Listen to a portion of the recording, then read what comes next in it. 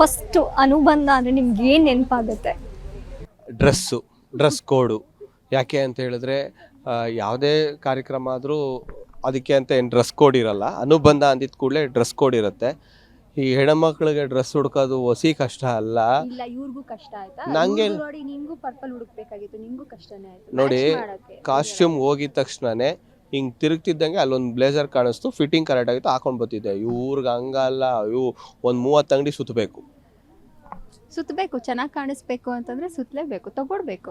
Dance ಮಾಡಿನೂ ಸುಸ್ತಾಗಿ ಸಣ್ಣ ಆಗಿದ್ದೀವಿ. ಈಗ ತಿರ್ಗಾ ಕಾಸ್ಟ್ಯೂಮ್ ಹುಡ್ಕಕ್ಕೂ ಸುತ್ತಿ ಸಣ್ಣ ಆದ್ವಿ. ಏನಿಲ್ಲ, ನೆನೆ ಒಂದೇ ದಿನ ತಾನೇ ನೀನು ಓಡಾಡಿರೋದು, ಸುತ್ತಾಡಿರೋದು. ಆ್ಯಕ್ಚುಲಿ ಅನುಬಂಧ ಅಂತ ಹೇಳಿದ್ರೆ ಹೌದು, ಈಗ ಎಲ್ಲ ಕುಟುಂಬಗಳು ನಮ್ಮದೊಂದು ಶೋ ನಡೀತಾ ಇರುತ್ತೆ. ಆ ಶೋ ಟೈಮಲ್ಲಿ ಮಾತ್ರ ಭೇಟಿ ಮಾಡ್ತಾ ಇರ್ತೀವಿ. ಆದರೆ ಈ ಅನುಬಂಧ ಅಂದಿದ್ದ ಕೂಡಲೇ ಸೀರಿಯಲ್ ಅವ್ರು ಸಿಗ್ತಾರೆ, ಮತ್ತು ಬೇರೆ ಬೇರೆ ಶೋಗಳು ಮಾಡಿರೋರಾಗಿರ್ಬೋದು, ಪ್ರತಿಯೊಬ್ಬರು ಎಲ್ಲರೂ ಸಿಗ್ತಾರೆ. ಏನೋ ಒಂಥರ ನಮ್ಮ ಫ್ಯಾಮಿಲಿ ಫಂಕ್ಷನ್ಗಳಲ್ಲಿ, ಅಂದರೆ ಮದುವೆ ಮತ್ತೊಂದು ಕಾರ್ಯಕ್ರಮಗಳಲ್ಲಿ ಎಲ್ಲ ಫ್ಯಾಮಿಲಿ ಸೇರ್ತಾರಲ್ಲ, ಅದೇ ಥರ ಇದೊಂದು ಫ್ಯಾಮಿಲಿ ಎಲ್ಲರೂ ಸೇರಿದ್ದಾರೆ. ಎಲ್ಲರೂ ಸಿಕ್ತಿ ಭಾಳ ಚೆಂದ ಮಾತಾಡಿಸ್ತಾರೆ, ಖುಷಿಯಾಗುತ್ತೆ. ಎಸ್, ಇನ್ನೊಂದು ಇವಾಗ ನಿಮಗೆ ಎಸ್ಪೆಷಲಿ ಫಸ್ಟ್ ಇಯರ್ ಅನುಬಂಧ, ಯಾಕಂದರೆ ಇವ್ರು ಮುಂಚೆನೂ ಕೆಲಸ ಮಾಡಿದ್ದಾರೆ, ಒಂದು ಕನೆಕ್ಷನ್ಸ್ ಇರುತ್ತೆ. ಬಟ್ ನಿಮಗಿದು ಹೊಸ್ತು, ಸೊ ಏನು ಅನ್ನಿಸ್ತಾ ಇದೆ? ಅದ್ರ ಬಗ್ಗೆ ನಾನು ಹೆಂಡ್ತಿ ಮಾತಾಡ್ತಾಳೆ. ಹೌದು, ಇಲ್ಲ, ನಂಗೆ ತುಂಬ ಎಕ್ಸೈಟ್ಮೆಂಟಲ್ಲಿದ್ದೆ ನಿನ್ನೆಯಿಂದನೂ. ಯಾಕಂದರೆ ನೀವು ಹೇಳ್ದಂಗೆ ಆಲ್ರೆಡಿ ಇವ್ರಿಗೆ ಇದೇನು ಫಸ್ಟ್ ಅನುಬಂಧ ಏನಲ್ಲ, ಎಕ್ಸ್ಪೀರಿಯನ್ಸ್ಡ್ ಆಗಿದೆ. ನಾನು ಒಂಥರ ವೆಯ್ಟ್ ಮಾಡ್ತಾ ಇದ್ದೆ, ಯಾಕಂದರೆ ಈಗ ರಾಜಾರಾಣಿ ಶೋ ಅಂದರೆ ನಾವು ಮಾತ್ರ ಇರ್ತೀವಿ, ಮಾತಾಡ್ತಾ ಇರ್ತೀವಿ. ಬಟ್ ಇದಾಗಲ್ಲ. ಇವ್ರು ನನ್ನ ಹಸ್ಬೆಂಡ್ ಹೇಳಿದಾಗೆ ಎಲ್ಲರೂ ಒಟ್ಟಿಗೆ ಸೇರ್ತೀವಿ, ಒಂಥರ ಹಿಂಗೆ ರೆಡಿಯಾಗಿ ಬರೋದೇ ಏನೋ ಒಂಥರ ಖುಷಿ. ಇವತ್ತು ಓಡಾಡ್ಕೊಂಡಿರೋದು ಬಟ್ ಚೆನ್ನಾಗಿದೆ. ನಾನು ಸಖತ್ ಎಂಜಾಯ್ ಮಾಡ್ತಾ ಇದ್ದೀನಿ. ಯಾವಾಗಲೂ ಮೆಮೊರೇಬಲ್ ಆಗಿರುತ್ತೆ ಇದು ನನಗೆ. ಹೌದು, ನಾನು ಆ್ಯಂಕರ್ ಆಗಿದ್ದೀನಿ, ನೀನು ಮೈಕ್ ಹಿಡಿದಿದ್ದೀನಿ. ಹೌದಲ್ಲ, ನಾನು ಯಾವಾಗ ನೋಡಿದ್ರು ಇದು ಚೆನ್ನಾಗಿದೆ, ನೀನು ನನ್ನ ಇಂಟರ್ವ್ಯೂ ಮಾಡೋ ಥರ ಇದೆ. ಆ್ಯಂಡ್ ನನ್ನ ಹಸ್ಬೆಂಡ್ ಬಗ್ಗೆನೂ ಹೇಳಲೇಬೇಕು, ಅವ್ರು ನನಗೆ ಸಖತ್ ಸಪೋರ್ಟ್ ಮಾಡಿರೋದಕ್ಕೆ ಇವತ್ತು ನಾವು ರಾಜಾರಾಣಿಯಲ್ಲಿದ್ದೀವಿ. ಎಸ್ ಹೌದು. ಈ ಜರ್ನಿ ಅಂದರೆ ಅವರ ಆ್ಯಕ್ಟಿಂಗ್ ಜರ್ನಿ ಶುರುವಾದಾಗ ನಿಮ್ಮ ಸಪೋರ್ಟ್ ಕೂಡ ತುಂಬ ಇತ್ತು. ಸೊ ನಿಮ್ಮ ಜರ್ನಿ ಫಸ್ಟ್ ಹೇಗೆ ಶುರುವಾಯಿತು? ಎಲ್ಲಿ ಫಸ್ಟ್ ಮೀಟ್ ಆದ್ರಿ? ಹೆಂಗೆ ಕನೆಕ್ಷನ್ಸ್ ಬೆಳೀತು? ನನಗಿನ್ನ ಚೆನ್ನಾಗಿ ಆ್ಯಕ್ಚುಲಿ ಇವ್ರು ಹೇಳ್ತಾರೆ. ಅಲ್ಲ, ನಾವು ಸಿಕ್ಕಾಪಟ್ಟೆ ಟೈಮ್ ನಮ್ಮ ಲವ್ ಸ್ಟೋರಿನ ಎಲ್ಲ ಕಡೆ ಹೇಳ್ಕೊಂಬಂದ್ಬಿಟ್ಟಿದ್ದೀವಿ. ಆ್ಯಕ್ಚುಲಿ 5 years ಬ್ಯಾಕೆ ನನಗೆ ಪರಿಚಯ ಆಗಿದ್ದು. ಅದಾದಮೇಲೆ ಒಂದು ಇನ್ಸ್ಟಾಗ್ರಾಮಲ್ಲಿ ಮೆಸೇಜ್ ಬಂತು, ತುಂಬ ಚೆನ್ನಾಗಿ ಆ್ಯಕ್ಟ್ ಮಾಡ್ತಾ ಇದ್ದೀರಾ, ವಿ ಲವ್ ಅಂತೆಲ್ಲ, ಅಂದರೆ ವಿ ಲವ್ ನಿಮ್ಮ ಶೋನ ಲವ್ ಮಾಡ್ತೀವಿ ಅಂತ ಕಳಿಸಿದ್ರು. ನಾವು ಕನ್ಫ್ಯೂಸ್ ಆಗ್ಬಿಟ್ಟು ಐ ಲವ್ ಯು ಅಂತ ಹೇಳ್ಬಿಟ್ಟವ್ರೆ ಅಂದ್ಬಿಟ್ಟು ಹೋಗಿ ಪ್ರೊಫೈಲ್ ಎಲ್ಲ ಚೆಕ್ ಮಾಡಿ, ಯಾವುದು ಹುಡುಗಿ ಚೆನ್ನಾಗಿದ್ದಾರೆ ಅಂತೆಲ್ಲ ಹೇಳಿ ಲೈನ್ ಹಾಕಿ, ಆಮೇಲೆ ನಾವೇ ಪ್ರಪೋಸ್ ಮಾಡಿ ಮದುವೆ ಮಾಡ್ಕೊಂಡ್ವಿ. ಅದ್ಭುತವಾದಂಥ ಮದುವೆ ಜರ್ನಿ ನಮ್ಮದು. ಯಾಕೆಂದರೆ ರಾಜಾರಾಣಿ ಶೋ ನೋಡಿರೋರು ಗೊತ್ತಿರುತ್ತೆ, ಎಂಗೇಜ್ಮೆಂಟ್ ಆದಮೇಲೆ ಮದುವೆ ನಿಂತೋಗಿತ್ತು. ಏನೋ ಬೈದೆ ಅಂದ್ಬಿಟ್ಟು ನನಗೆ ಈ ಹುಡುಗನೇ ಬೇಡ ಅಂಥೇಳಿ ಮದುವೆನೇ ಕ್ಯಾನ್ಸಲ್ ಮಾಡಿದ್ಲು. ಕೊನೆಗೆ ಕರೆದು ಗೋಗರ್ದು ಇರೋ ಬರೋ ದೇವ್ರಿಗೆಲ್ಲ ಅರ್ಕೆ ಹೊತ್ತು ಪಡ್ಕೊಂಡಂತಹ ಮುದ್ದಾದ ಹೆಂಡತಿ ಇವಳು ನನಗೆ. ಹೌದು, ನಿಜ, ಕರೆಕ್ಟ್. ಓಕೆ, ಒಂದ್ಸತಿ ಬ್ರೇಕ್ ಆದಮೇಲೆ, ಒಂದು ರಿಲೇಷನ್ಶಿಪ್ ಬ್ರೇಕ್ ಆದಮೇಲೆ ಅದನ್ನ ಕನೆಕ್ಟ್ ಮಾಡೋದು ತುಂಬ ಕಷ್ಟ. ಬಿಕಾಸ್ ಅವಾಗಿದ್ದು ಒಂದು ಇಂಟೆನ್ಷನ್ಸು, ಫೀಲಿಂಗ್ಸು ಬೇರೆ ಬೇರೆ ಥರ ಇರುತ್ತೆ. ಬಟ್ ಇವಾಗ ಅಂದರೆ ಇದನ್ನೆಲ್ಲ ಈ ಜರ್ನಿ ನೋಡಿದಾಗ, ಅವತ್ತು ಹಾಗಾಗಿತ್ತಲ್ಲ ಅಂತ ಯೋಚನೆ ಮಾಡಿದಾಗ, ಇವತ್ತು ನಿಮ್ಮ ಸಂಬಂಧ ಗಟ್ಟಿಯಾಗಿರೋದನ್ನು ನೋಡಿದಾಗ ಏನು ಅನಿಸುತ್ತೆ ನಿಮಗೆ? ಅವತ್ತು ಏನಂದರೆ ಬ್ರೇಕ್ ಆದಾಗಲೂ ಅಷ್ಟೇ, 1 month ನಾವೇನು ಸಪ್ರೇಟ್ ಆಗಿದ್ವಿ, ಆವಾಗ ಅವರು ಬೇಜಾರಾಗಿದ್ರು ಒಂದು ಕಡೆ, ಎಲ್ಲೋ ನಾನು ಒಂದು ಕಡೆ ಬೇಜಾರಾಗೇ ಇದ್ದೆ. ಅಯ್ಯೋ, ನಾವು ಎಷ್ಟು ಚೆನ್ನಾಗಿದ್ವಿ. ಇಲ್ಲ, ನಾನು ಒಂದು ಕಡೆ ಬೇಜಾರಿರಲಿಲ್ಲ, ತುಂಬ ಕಡೆಯಿಂದ ಬೇಜಾರಾಗಿದ್ದೆ. ಇವಳು ಮಾತ್ರ ಒಂದೇ ಒಂದು ಕಡೆ ಬೇಜಾರಾಗಿದ್ಲಂತೆ. ಅಂದರೆ ನಾವಿಬ್ರು ಸಪ್ರೇಟ್ ಆಗಿ ಇದ್ವಿ ತಾನೆ, ಅವಾಗ ಮಾತಾಡ್ತಾ ಇರಲಿಲ್ಲ ಅಲ್ವಾ? ನೀನೇ ಒಂದು ಕಡೆ, ನಾನೇ ಒಂದು ಕಡೆ, ಅವಾಗ ಇಬ್ರು ಬೇಜಾರಲ್ಲಿದ್ವಿ ಅಲ್ವಾ? ಆ್ಯಕ್ಚುಲಿ ಸಿಕ್ಕಾಬಟ್ಟೆ ಮಿಸ್ ಮಾಡ್ಕೊಂಡ್ವಿ ಒಬ್ರಿಗೊಬ್ರು. ಬಟ್ ಇವಾಗ ಮದುವೆಗಿನ ಮುಂಚೆ ಯಾವುದೋ ಒಂದು ವರ್ಡ್ ಬೈದೆ ಅಂದಿದ್ದಕ್ಕೆ ದೂರ ಆದ್ಲು. ಈಗ ನಾವು 1.5 ವರ್ಷದಲ್ಲಿ ತುಂಬ ಸರಿ ಆ ವರ್ಡ್ಗಳನ್ನ ಬೈಕತ್ತಾ ಇರ್ತೀವಿ.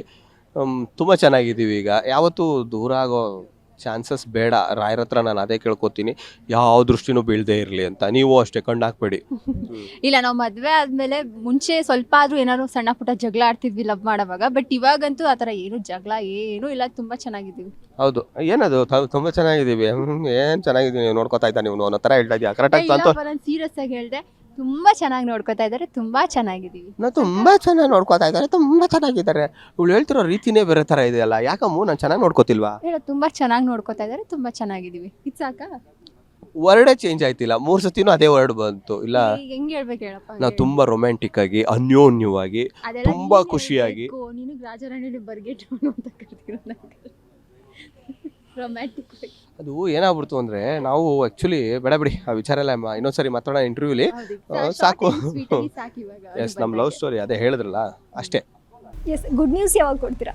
ನಾವು ಕಾಯ್ತಾ ಇದ್ದೀವಿ. ನನ್ನ ಹೆಂಡ್ತಿನ ಕೇಳಿ, ನೀವು ನನ್ನ ಕೇಳಿದ್ರೆ ನಾವು ರೆಡಿ ಇದ್ದೀವಿ. ಅವ್ರು ತಾನೇ ಅಪ್ಲಿಕೇಶನ್ ಪಾಸ್ ಮಾಡಬೇಕು. ಇಲ್ಲ ಸ್ವಲ್ಪ ಟೈಮ್ ಬೇಕು ಸದ್ಯದಲ್ಲೇ ಹೇಳ್ತೀವಿ. ತುಂಬ ಟೈಮ್ ಏನು ಬೇಡ.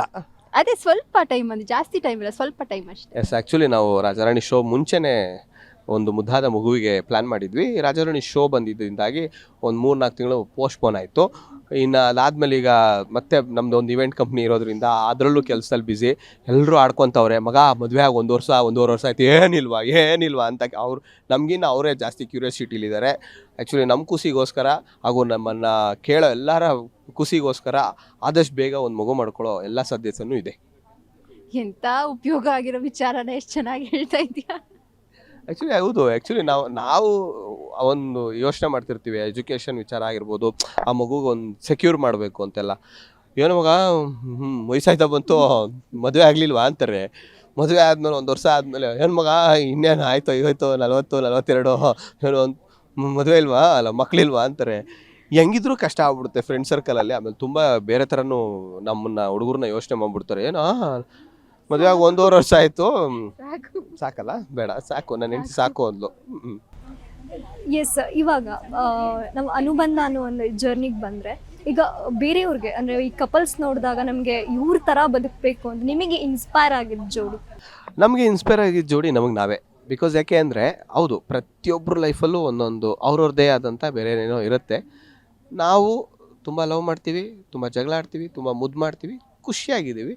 ಸೊ ನಂಗೆ ಬೇರೆಯವ್ರನ್ನ ಕಂಪೇರ್ ಮಾಡ್ಕೋಬೇಕು ಅಂತ ಯಾವತ್ತೂ ಅನಿಸಿಲ್ಲ ಅನ್ಸುತ್ತೆ. ಎಲ್ಲರೂ ಅವ್ರವ್ರ ಸಂಸಾರದಲ್ಲಿ ಅವ್ರದ್ದೇ ಆದ ಒಂದು ರೀತಿಯಲ್ಲಿ ಇದ್ದೇ ಇರ್ತಾರೆ. ಸೊ ನಾವು ಖುಷಿಯಾಗಿದ್ದೀವಿ. Thank you. ಬ್ರೇಕಪ್ ಮತ್ತು ಡಿವೋರ್ಸ್ಗಳು ಜಾಸ್ತಿ ಆಗ್ತದೆ, ಎಲ್ಲಿ ನೋಡಿದ್ರು ನಾವು ಅದೇ ವಿಚಾರಗಳನ್ನು ನೋಡ್ತಾ ಇದ್ದೀವಿ. ಇಲ್ಲ, ನನಗೆ ನೀವು ಇದು ಪ್ರಶ್ನೆ ತುಂಬ ಚೆನ್ನಾಗಿದೆ. ಡ್ರೈವರ್ಸು ಬ್ರೇಕಪ್ಪು ಹೌದು. ನಾವು ಲವ್ ಮಾಡಬೇಕಾದ್ರೆ ಒಂಥರ ಇರುತ್ತೆ ಹೌದು. ಅಂದರೆ ಎಲ್ಲದಕ್ಕೂ ನಾವು ಅವ್ರನ್ನೇ ಅವರೇ ಮೇಯ್ನ್ ಅನ್ಕೊತೀವಿ. ಮದುವೆ ಆದಮೇಲೂ ಕೂಡ ಅವ್ರಿಗೆ ಅಂದರೆ ಮೊದಲನೇ ಸ್ಥಾನ ಕೊಡಬೇಕು. ಒಂದೇ ಯೋಚನೆ ಮಾಡಬೇಕು, ಎಂಥದೇ ಪ್ರಾಬ್ಲಮ್ ಬರಲಿ, ಅದು ಎಂಥದೇ ಇಬ್ಬರ ಮಧ್ಯೆ ಜಗಳ ಬರಲಿ, ಯಾವುದೇ ಕಾರಣಕ್ಕೂ ಈ ಬ್ರೇಕಪ್ಪು ಡೈವರ್ಸು ತೊಗೋಬಾರ್ದು ಅಂತ ನಾನು ಹೇಳ್ತೀನಿ. ಯಾಕೆ ಅಂದರೆ ಪ್ರತಿಯೊಬ್ಬರು ಲೈಫಲ್ಲೂ ಏನೇನೋ ನೋವು ತಿಂದು ಅವ್ರ ಲೈಫಲ್ಲಿ ಏನೇನೋ ಕಷ್ಟಗಳ ಅನುಭವಿಸಿ ಬಂದಿರ್ತಾರೆ. ಬಟ್ ಒಂದು ಸರಿ ಎಡಬೋದು, ಪದೇ ಎಡವಕ್ಕಾಗಲ್ಲ ಲೈಫಲ್ಲಿ. ಒಂದು ಸರಿ ಗೊತ್ತಿಲ್ಲದೆ ತಪ್ಪು ಮಾಡಿಬಿಡ್ಬೋದು.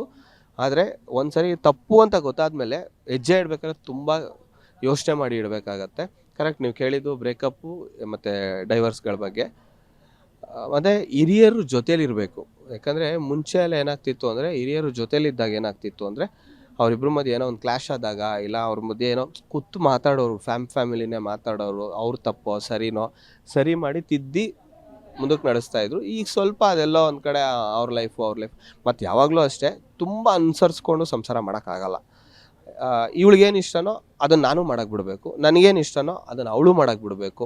ಎಲ್ಲೂ ಒಂದು ಕಡೆ ಅನುಮಾನ ಅನ್ನೋದು ಬರಬಾರ್ದು. ಆ ಅನುಮಾನ ಬಂದರೂ ನಮ್ಮಿಬ್ಬರ ಮಧ್ಯೆ ಕ್ಲಿಯರ್ ಆಗಬೇಕು. ಅದು ಯಾವಾಗ ಮೂರನೇವ್ರ ಮಧ್ಯೆ ಹೋಗುತ್ತೋ ಆವಾಗಲೇ ಹೇಳ್ದಂಗೆ ಡ್ರ್ಯಾಗ್ ಆಗುತ್ತೆ. ಅಂದರೆ ಸಣ್ಣ ಸಣ್ಣ ವಿಚಾರಗಳೇ ವರ್ಷಗಟ್ಟಲೆ ಕಡಿತಾ ಅದೇ ಅಲ್ಲಿಗೆ ಬಂದು ಕೊನೆಗೆ ಬಂದು ನಿಲ್ಲುತ್ತೆ.